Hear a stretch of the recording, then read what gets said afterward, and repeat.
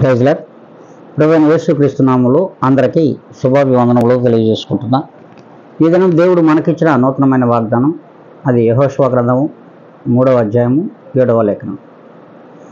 నేను మోషేకు తోడైనట్లుగా నీకును తోడైందును. దేవుడు స్పష్టంగా మనతో, మనందరితో, కుటుంబాలతో మాట్లాడుతున్నాడు.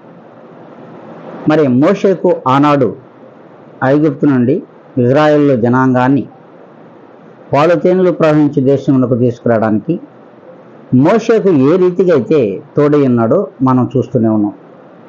ఆ రీతిగా మనల్ని కూడా అట్టి బంధకముల నుండి విడిపించడానికి ప్రభువులు వారు మనకును తోడై ఉంటానని వాగ్దానం చేస్తున్నాడు.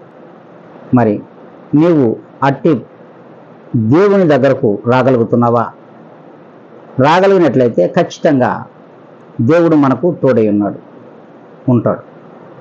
మరి అలా ఉందాము అనుకున్నట్లయితే, మనకును దేవుడు తోడుగా ఉండాలి అనుకుంటే అందరూ తలలో వంచి ప్రభువునందు ప్రార్థనలో ఏకీభించాలని అందరికీ తెలియజేసుకుంటున్నా.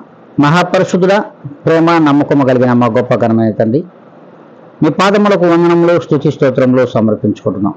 ప్రభువా, నాడు ఇజ్రాయేలీయుల జనాంగాన్ని నైనా వారి యొక్క బంధకముల నుండి విడిపించడానికి మోషేకు మీరు తోడై ఉన్నావు. మరి ఈనాడు లోక బంధకములతో ముడిపడినటువంటి జనాంగమును విడిపించడానికి మాకును తోడుగా ఉండమని బ్రతిమలాడుకుంటున్నాం. ఆ రీతిగా మమ్మల్ని కూడా ఆ బంధకములను విడిపించి మీ కృపతో మమ్మల్ని రక్షించడానికి మాకును మీరు తోడై ఉండాలని, తోడై ఉంటారని మీ పాదముల దగ్గర నాయన వీక్షించిన ప్రతి బిడ్డను ఉంచి నన్ను నేను మిక్కిలిగా తగ్గించుకొని యేసు క్రీస్తు నామములో అడిగి వేడుకొని ప్రార్థిస్తున్నాను మా ప్రియ గొప్ప పరలోకపు తండ్రి. ఆమేన్.